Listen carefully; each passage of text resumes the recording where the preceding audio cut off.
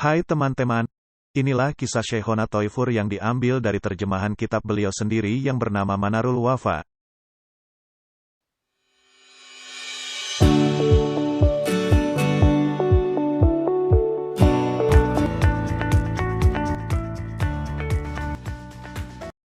Sebelum lanjut ke kisahnya, jangan lupa like, share, dan subscribe channel ini agar kalian tidak ketinggalan kisah-kisah selanjutnya.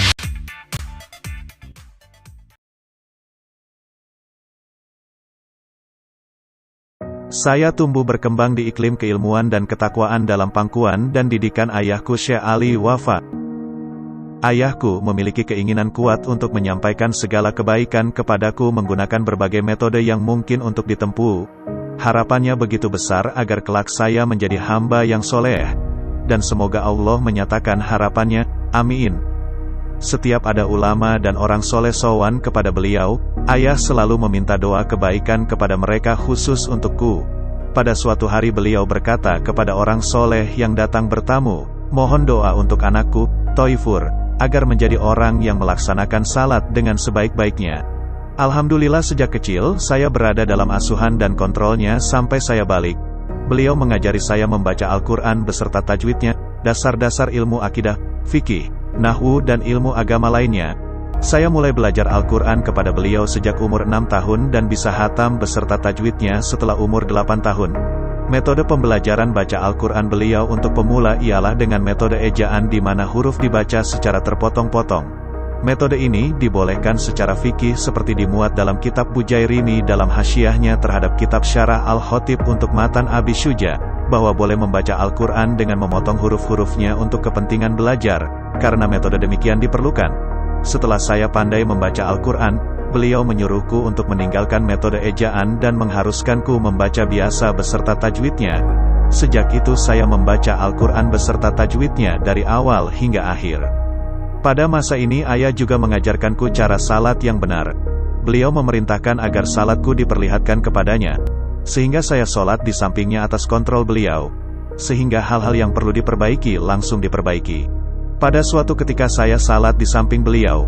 Waktu itu dalam sakuku terdapat beberapa buah kelereng. Ketika saya ruku dan sujud, kelereng-kelereng tersebut berjatuhan. Kemudian beliau berkata dengan lembut, "Ini biji-biji tasbihmu berjatuhan." Saya malu dengan kejadian itu. Beberapa hari setelah hatam Al-Quran, saya bersunat, dan ayahku mengadakan selamatan sunat. Beberapa bulan sebelum sunat, beliau menyuruhku menghafal kasidah maulid, lalu menyuruhku untuk membacakannya pada waktu selamatan itu. Tamu yang datang waktu itu adalah para masyaikh dan habaib.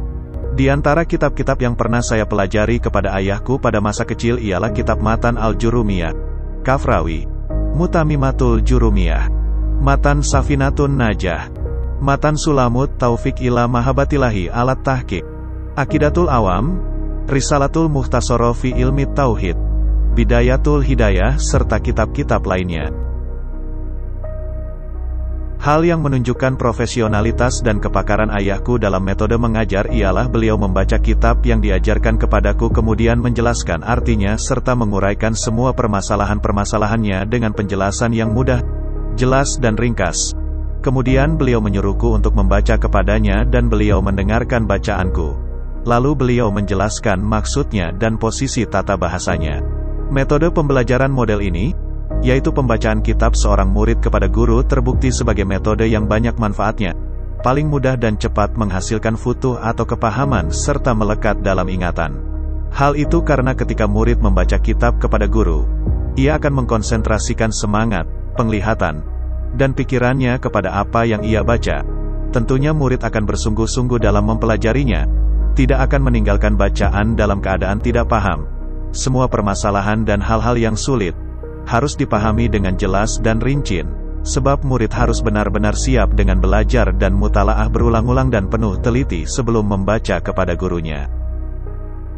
Kemudian ketika murid tersebut membaca di hadapan guru, dan sang guru menjelaskan makna-maknanya, kedudukan tata bahasanya, serta beberapa pembahasan dan permasalahan secara detail dan rinci yang akan menambah kepahaman murid. Ilmu yang didapat akan semakin melekat di otak murid. Selanjutnya, dia akan merasakan kebahagiaan dengan pencapaiannya itu. merasakan kenikmatan mencari ilmu yang melebihi kenikmatan mendengarkan suara nyanyian yang indah. Metode mengajar seperti ini juga digunakan oleh guruku Syekh Ismail Zain Rohimahullah dan guruku Syekhona Abdullah Ahmad Dardum Rohimahullah.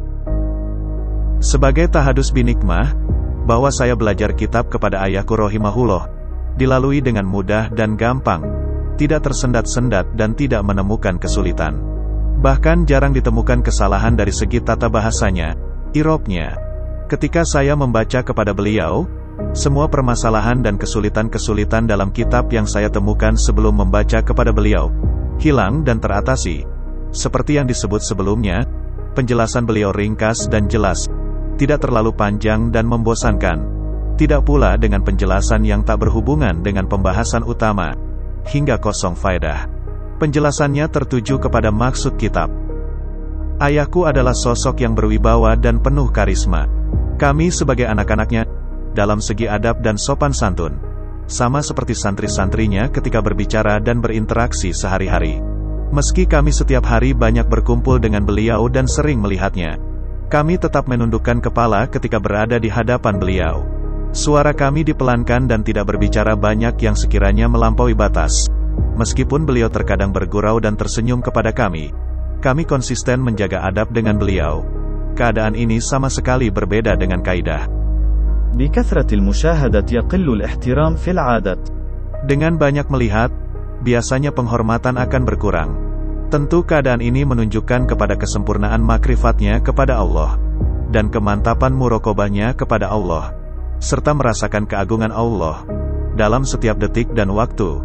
Sebab barang siapa yang takut kepada Allah, maka segala sesuatu akan takut kepadanya. Sebagian dari para wali dan orang soleh didominasi oleh keadaan al-qabdu, dan sebagian lainnya didominasi oleh keadaan al-bastu. Al-qabdu adalah istilah tasawuf, di mana seorang pengamal tasawuf berada dalam keadaan sempit.